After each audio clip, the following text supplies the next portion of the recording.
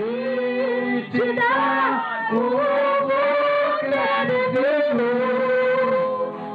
estamos nós aqui. Aleluia! Glória a Deus! Exaltado seja Deus, exaltado seja o Senhor.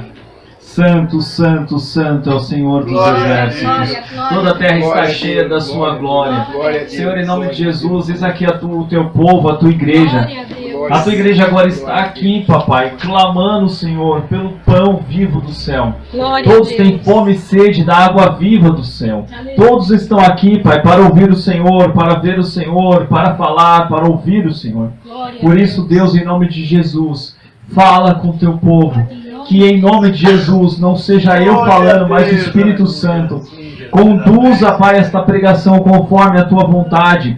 E que a tua palavra vá e cumpra aquilo que o Senhor determinou. Em nome de Jesus. E que agora seja o Senhor para encher este vaso transbordar para a glória do seu nome, por tudo que tu és e pela misericórdia do Senhor. Que não haja em mim nada que atrapalhe o teu Espírito Santo de falar, mas que o teu povo, Pai, seja alimentado pela tua palavra e pelo Senhor. Em nome de Jesus. Glória a Deus. Amém. Amém e amém. Glória a Deus. Glória, glória a Deus. Abramos nossas Bíblias então em Ageu capítulo 2. Nós vamos terminar agora, para a glória de Deus, essa exposição do livro de Ageu, esta série de 4 exposições. Nós vamos ler hoje dos versículos 20 a 23 do capítulo 2. É um livro de 1 ou 2 páginas, então dificulta um pouco para encontrar, né, irmãos? Fica escondido. Fica bem escondido mesmo, é verdade. E veio a palavra do Senhor segunda vez a Ageu aos 24 dias do mês, dizendo: Fala Zorobabel, governador de Judá, dizendo: Farei tremer os céus e a terra, e transtornarei o trono dos reinos, e destruirei a força dos reinos dos gentios, e transtornarei os carros e os que neles andam, e os cavalos, e os seus cavaleiros cairão, cada um pela espada do seu irmão. Naquele dia, diz o Senhor dos Exércitos, tornar-te-ei, ó Zorobabel, servo meu, filho de Sealtiel, diz o Senhor, e far-te-ei como um anel de selar, porque te escolhi, diz o Senhor dos Exércitos. Amém? Glória a Deus. Glória a Deus. Podemos nos sentar? Então, irmãos, lembrando, vamos dar uma recapitulada um pouco nos temas os quais nós trabalhamos, o Senhor trabalhou conosco, o Senhor falou conosco desde o começo dessa exposição de Ageu. Na primeira parte nós vimos o pecado do povo. O pecado do povo era o egoísmo, era a apatia e a acomodação espiritual. E eles pecavam contra Deus, porque eles se acomodaram em meio às circunstâncias de não terem recursos, em meio às circunstâncias de terem medo dos inimigos, em meio a diversas coisas. Na segunda pregação nós vimos, em síntese, o egoísmo do povo, porque a acomodação deles também foi por conta do seu egoísmo, deles quererem as coisas para eles, deles não terem fé, deles a acomodação, ela encontra fundamento na falta de fé. E a falta de fé, ela cresce pela acomodação. É uma coisa que se autoalimenta, alimenta uma a outra. Ou seja, um abismo chamando outro abismo. E dessa maneira o povo estava vivendo uma paralisia e não estava se relacionando com Deus como deveria. Na terceira parte, nós vimos que o povo, para ser chamado de povo de Deus, precisa ser um povo santo, um povo separado para Deus. E um povo separado para Deus, primeiro busca, em primeiro lugar, antes de todas as coisas, o reino de Deus.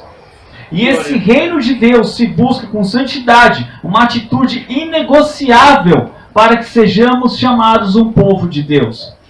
E agora, mais uma vez, com o título por completo dessas pregações, Deus nos chama a trabalhar com esperança, mesmo em meio a circunstâncias decepcionantes. Nós temos agora, nessa quarta parte, que Deus é quem luta todas as nossas batalhas.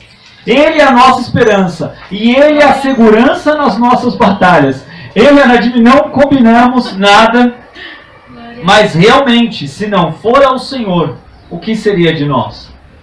E o que Israel está vivendo aqui, o que Deus está dizendo para eles é eu quem sou com vocês.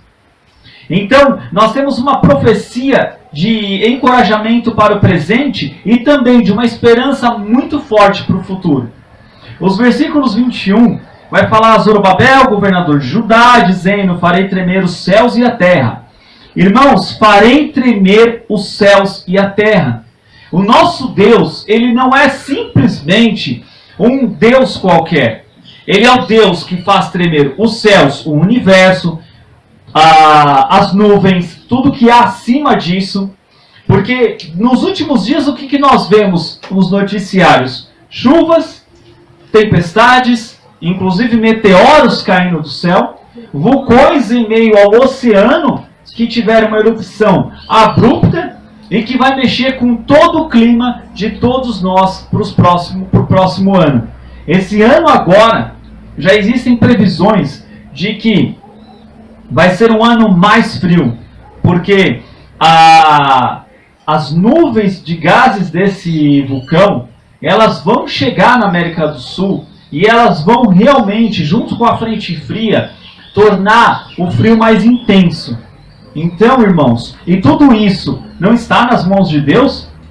Não está no controle de Deus? É claro que está. É por isso que ele diz: farei tremer os céus e a terra. E isso é só o começo. Jesus está voltando e tudo isso está apontando para Jesus, o seu retorno. Em Mateus 24, 29 e 30, nós lemos algo que está totalmente, completamente, absolutamente em acordo com essa palavra. Diz assim: e logo depois da aflição daqueles dias, o sol escurecerá, a lua não dará sua luz, as estrelas cairão do céu, e as potências dos céus serão abaladas. Então aparecerá no céu o sinal do Filho do Homem, e todas as tribos da terra se lamentarão, e verão o Filho do Homem vindo sobre as nuvens do céu, com poder e grande glória. Aleluia! Ou seja, o retorno de Jesus, ele vai ser marcado sim por coisas no clima. Serão evidências. Ou seja, Deus comanda desde o mais profundo do mar até o mais alto dos céus. Está tudo nas mãos do Senhor. Glória a Deus. E aqui ele está dizendo para Zorobabel, o governador, o descendente de Davi, que estava governando. Desde quando o povo foi para o exílio, quando voltaram, não houve mais rei. Havia governadores e etc. Mas mesmo o primeiro governador da terra, quando voltou, era da família real, da família de Davi.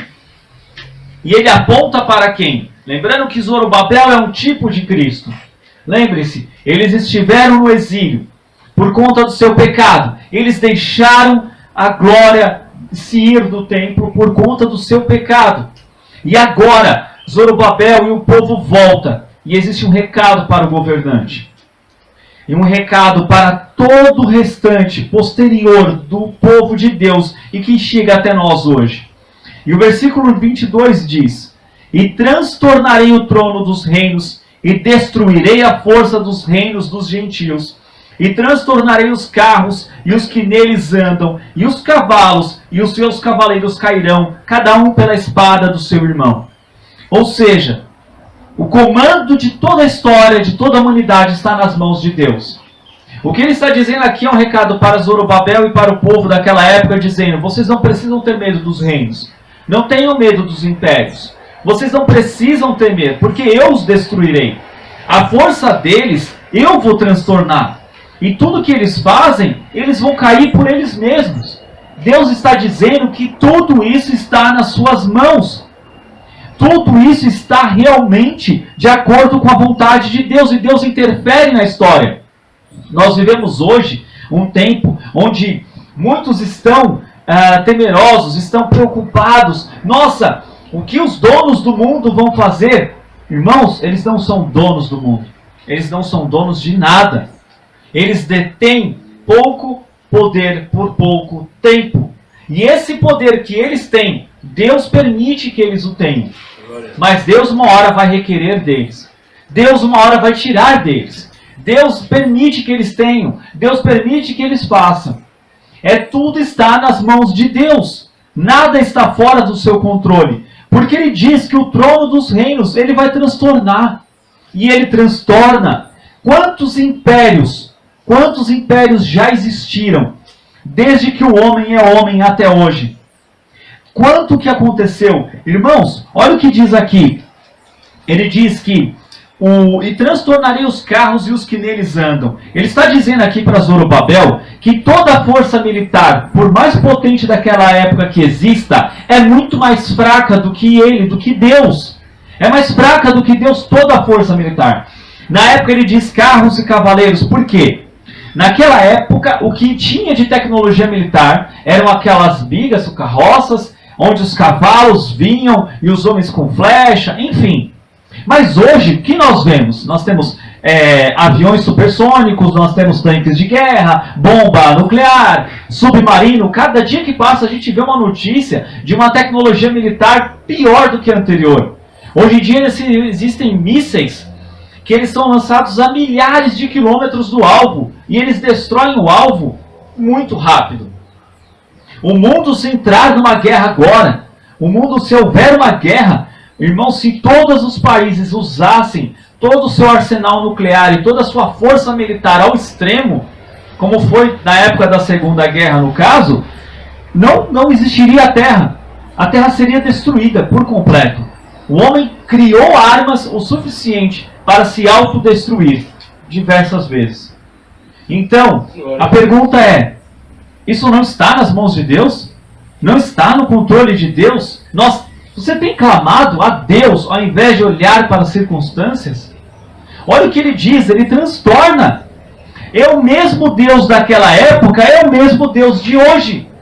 É o mesmo Deus que transtornava carros e cavalos, é o mesmo Deus que transtorna bombas nucleares, transtorna todos esses reinos. É o mesmo Deus que pode fazer com que todos eles percam sua força militar. E é o mesmo Deus que estará no controle caso eles entrem numa terrível guerra, seja na Ucrânia, seja em Israel, no Irã, ou na Coreia do Norte, ou em Taiwan. Glória a Deus. Não importa, está tudo nas mãos de Deus. Nada está fora do controle dele. A pergunta que eu faço é: você e eu estamos de joelhos tanto quanto nós estamos preocupados com as circunstâncias? Eu não tenho mania de roer unha, mas você já parou para orar o tanto quanto você rói a unha? Muitas pessoas roem as unhas, os dedos, de ansiedade, de preocupação. Mas será que a igreja está orando tanto quanto está preocupada? Será, irmãos? Será que nós temos um Deus que tirou férias ou que é fraco?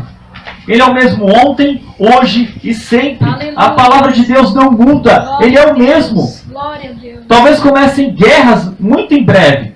Talvez muitas coisas aconteçam. Mas uma coisa eu sei, irmãos. Deus está no controle. E Ele comanda tudo o que está para acontecer.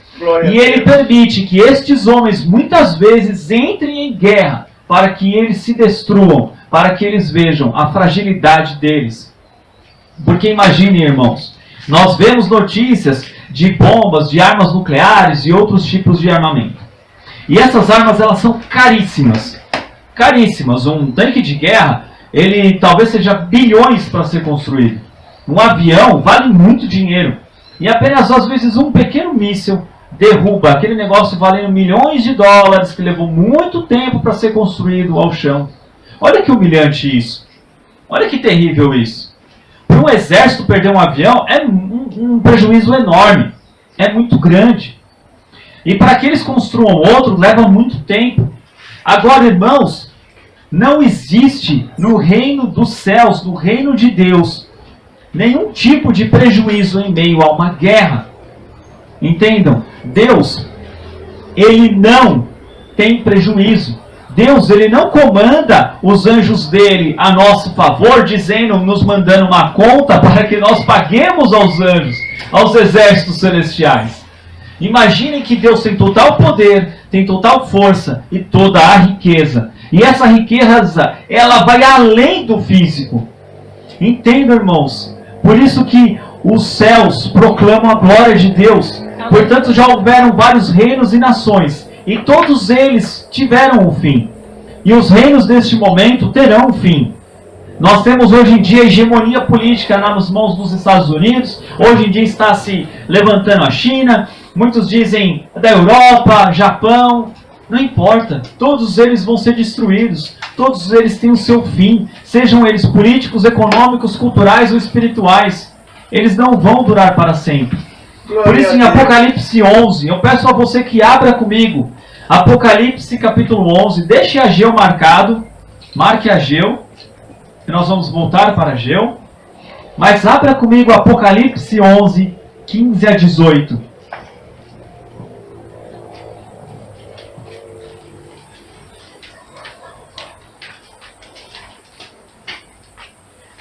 Apocalipse 11, de 15 a 18. Diz assim a palavra do Senhor. E o sétimo anjo tocou a sua trombeta, e houve no céu grandes vozes que diziam: os reinos do mundo vieram a ser de nosso Senhor e do seu Cristo, e ele reinará para todo sempre. E os 24 anciãos que estão assentados em seus tronos diante de Deus prostraram-se sobre seus rostos e adoraram a Deus, dizendo: graças te damos, Senhor Deus Todo-Poderoso, que és e que eras e que hás de vir, que tomaste o teu grande poder e reinaste. E iraram-se as nações, e veio a tua ira, e o tempo dos mortos, para que sejam julgados, e o tempo de dares o galardão aos profetas, teus servos, e aos santos, e aos que temem o teu nome, e pequenos, e a grandes, e o tempo de destruíres os que destroem a terra. Glória a Deus. Ou seja, irmãos, o que nós lemos em Ageu está reescrito em Apocalipse de uma maneira muito clara, muito explícita e muito mais poderosa e forte, porque o que nós vimos aqui em Apocalipse é a visão do trono. É como as coisas funcionam no mundo espiritual.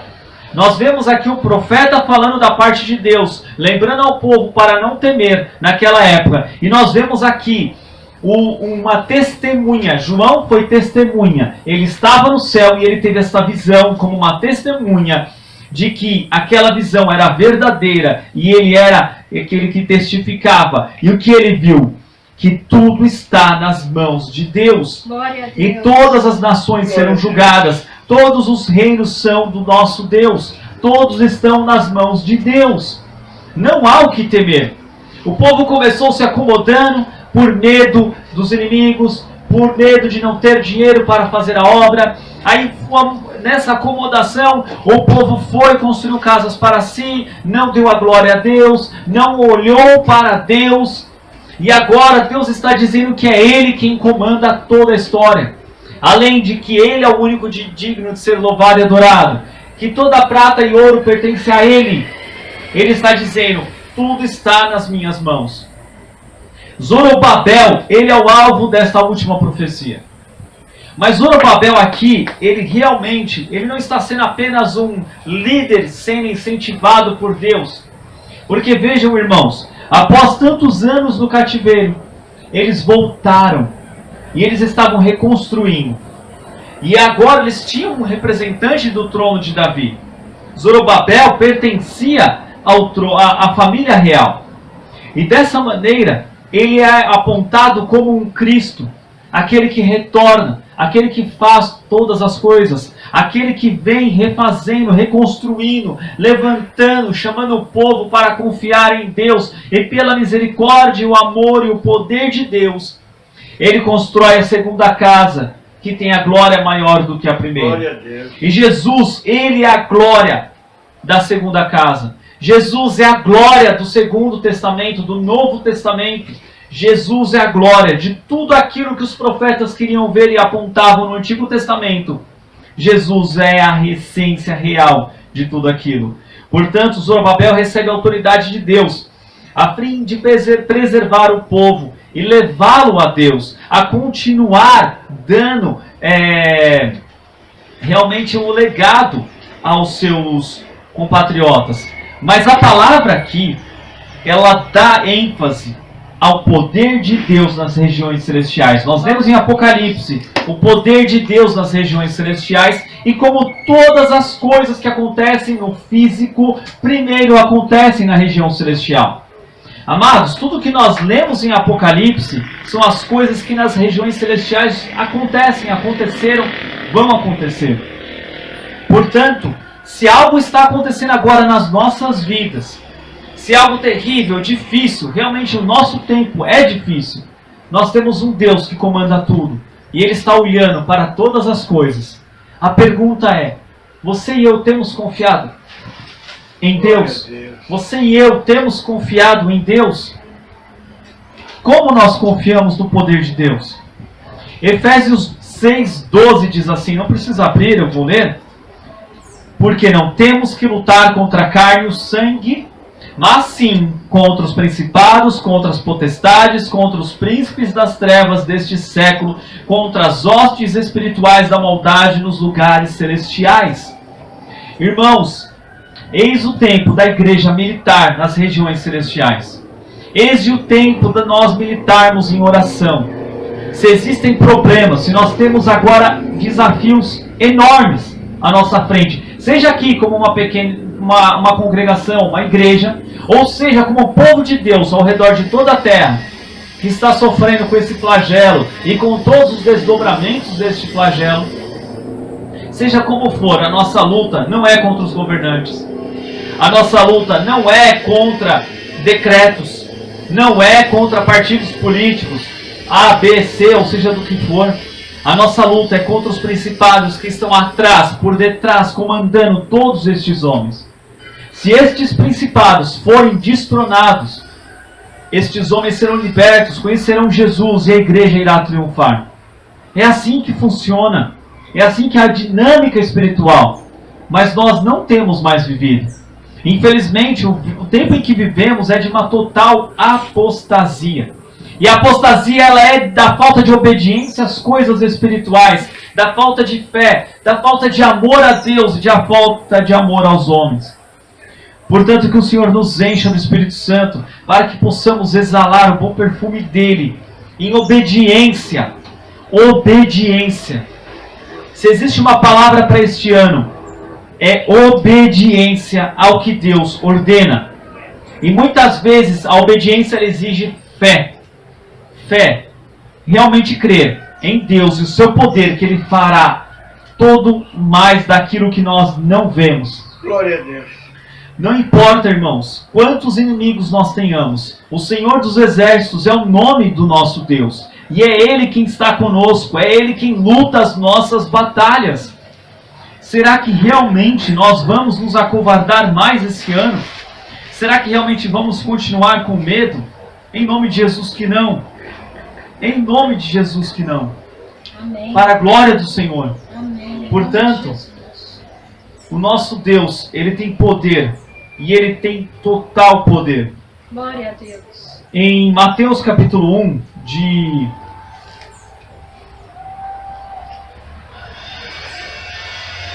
12 e 13, não precisa ver, eu só vou ler esses dois versículos. 11 a 13, perdão. Diz assim: E Josias gerou a Jeconias e a seus irmãos na deportação para a Babilônia. E depois da deportação para a Babilônia, Jeconias gerou a Salatiel. E Salatiel gerou a Zorobabel. E Zorobabel gerou a Abiúde. E Abiúde gerou a Eliaquim. E Eliaquim gerou a Azar. Ou seja, o nome de Zorobabel está aqui, irmãos. Na cronologia, na árvore genealógica do nosso Senhor Jesus. Ele está aqui como aquele que veio depois da deportação. O rei Jeconias, Josias gerou a Jeconias, e Jeconias não foi fiel ao Senhor, mas o seu descendente Zorobabel foi. Portanto, Zorobabel, ele gerou a Abiúde, aqui está o nome de Zorobabel. Ele está aqui para ser realmente gravado, lembrado, daquele que, pela fé, está na linha antecessória de Jesus. Daquele que realmente trouxe, participou, não só com seu sangue, mas com a sua vida, entregue a Deus, para que o Messias viesse, preparou o caminho. Ele foi um dos que realmente era um tipo de Cristo. E nós, como cristãos, somos os pequenos Cristos. A palavra cristão significa exatamente isso. Pequeno Cristo. Você é um pequeno Cristo? Você está fazendo aquilo que Cristo faria? Portanto, a profecia, ela se cumpre muito mais além do que em Zorobabel. O versículo 23 diz assim, lá em Ageu, capítulo 2, versículo 23. Naquele dia, diz o Senhor dos Exércitos, tomar-te-ei, ó Zorobabel, servo meu filho, de Salatiel, filhos, diz o Senhor, e far-te-ei como um anel de selar, porque te escolhi, diz o Senhor dos Exércitos. Deus escolheu Zorobabel. Deus, e o anel de selar, irmãos, ele é o que? Ele é aquilo que testifica, é aquilo que nos tempos antigos era algo que selava, que fechava, que dava autoridade. Se você recebesse uma carta com o selo de um anel, o anel ele tinha uma gravação, colocava-se cera e se apertava com o anel. Aquilo formava um selo que ninguém podia abrir aquele envelope se não fosse ou a pessoa destinatária daquela carta, ou se fosse uma pessoa que tinha, provedora daquele anel. Autoridade. Zorobabel era alguém que transmitia a autoridade de Deus sobre o seu povo, que estava trazendo o seu povo de volta para a terra prometida, e que estava trazendo o seu povo de volta a viver a aliança com Deus. Portanto, quando nós vemos Jesus, e Zorobabel é um tipo de Cristo, é Jesus que é este que traz de volta o seu povo a viver muito além da lei, para a glória do Senhor. Portanto, agora nós temos, na verdade, tudo olhando para Jesus. Portanto, naquele dia, Jesus virá. Ele veio e ele voltará. Porque Jesus é a glória do segunda casa, do segundo e definitivo templo. E nós temos essa glória ao nosso alcance hoje, neste ano todinho, em meio a todas as tribulações, em meio a todas as coisas. Por isso eu convido você agora a abrir Apocalipse capítulo 5 e vir na destra do que estava sentado sobre o trono um livro escrito por dentro e por fora, selado com 7 selos. E vi um anjo forte bradando com grande voz: quem é digno de abrir o livro e de desatar os seus selos? E ninguém no céu, nem na terra, nem debaixo da terra podia abrir o livro, nem olhar para ele. E eu chorava muito, porque ninguém fora achado digno de abrir o livro, nem de o ler, nem de olhar para ele. E disse-me um dos anciãos: não chores, eis aqui o leão da tribo de Judá, Aleluia. a raiz de Davi, Glória que venceu para abrir o livro e desatar os seus 7 selos. Glória a Deus. E olhei, e eis que estava no meio do trono, e dos 4 animais viventes, e entre os anciãos um cordeiro como havendo sido morto. E tinha 7 chifres e 7 olhos, que são os 7 Espíritos de Deus, enviados a toda a terra. Uma pausa. O ancião diz assim para João: eis aqui o leão da tribo de Judá. Agora, imagine comigo, se você ouve alguém falar para você assim: eis aqui um leão. Você vai olhar para aquele lado, para aquele local e vai esperar ver o quê? Um leão? É isso que você vai esperar. Mas o ancião, ele diz: eis aqui o leão. Mas o que é que João ele vai ver? Ele vai ver, sabe o que, irmãos? Um cordeiro como havendo sido morto. Mas espera, mas o ancião não mente. Nos céus não há mentira. Mas sabe o que acontece? Jesus, ele é o leão da tribo de Judá. Mas é pelo sangue do cordeiro que ele também é, que ele salva toda a humanidade. E então, quando João olha para o leão que tem todo o poder, ele vê de onde vem a força e o poder desse leão. É porque esse leão foi morto como um cordeiro. É porque Jesus, ele morreu como um cordeiro. E quando ele olha, irmãos, ele não vê um leão, mas sabe o que ele vê? Ele vê um cordeiro que possivelmente estava com o pescoço cortado, sangrando, com toda a sua pelagem branca como a neve, totalmente lavado em sangue. No Antigo Testamento, antes, quando eles matavam o cordeiro, quando eles iam sacrificar, um sacerdote colocava a mão acima da cabeça do cordeiro e outro vinha e cortava a garganta desse cordeiro. E depois ele era colocado ao altar e era queimado partes dele. E quando ele diz aqui que ele estava como havendo sido morto, significa que este cordeiro estava ali, com seu pescoço cortado, sangrando. E ele diz que ele tinha 7 chifres e 7 olhos, ou seja, todo poder. O chifre significa poder.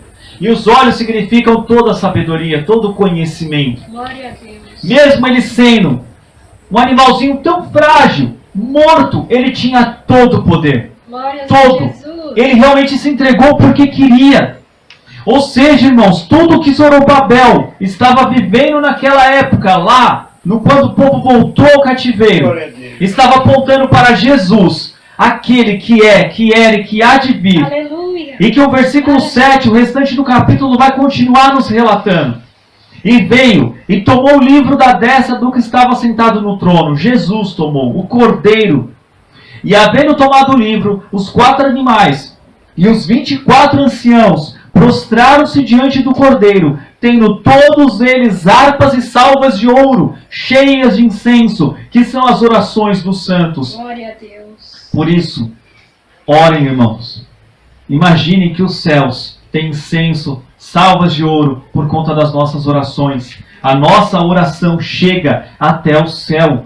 Você não fala sozinho no seu quarto. Você não fala sozinho na sua angústia, na sua tristeza, na sua preocupação. A sua oração está nos céus. Mas realmente peça perdão pelos seus pecados. Se arrependa constantemente. Porque existem diversas passagens, eu não vou abrir agora nesse ponto, mas existem diversas passagens que nos alertam de que uma vida de pecado pode gerar orações impedidas de chegar a Deus. Deus, ele não ouve oração hipócrita.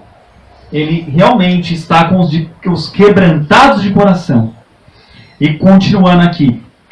E havendo tomado o livro, os 4 animais, os 24 anciãos, prostraram-se diante do Cordeiro, tendo todos eles harpas e salvas de ouro, cheias de incenso, que são as orações dos santos, e cantavam um novo cântico, dizendo: digno és de tomar o livro e de abrir os seus selos, porque foste morto e com teu sangue nos compraste para Deus de toda a tribo e língua e povo e nação.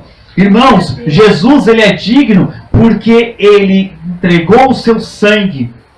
Foi com o sangue de Jesus.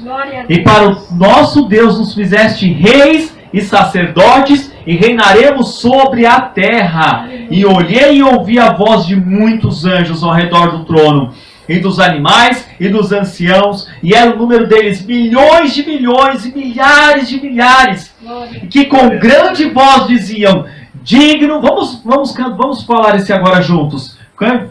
Louve comigo. Versículo 12. Que com grande voz diziam: digno é o Cordeiro que foi morto de receber o poder e riquezas e sabedoria e força e honra e glória e ações de graças. Aleluia! Glória a Deus! Glória a Deus! Glória a Deus!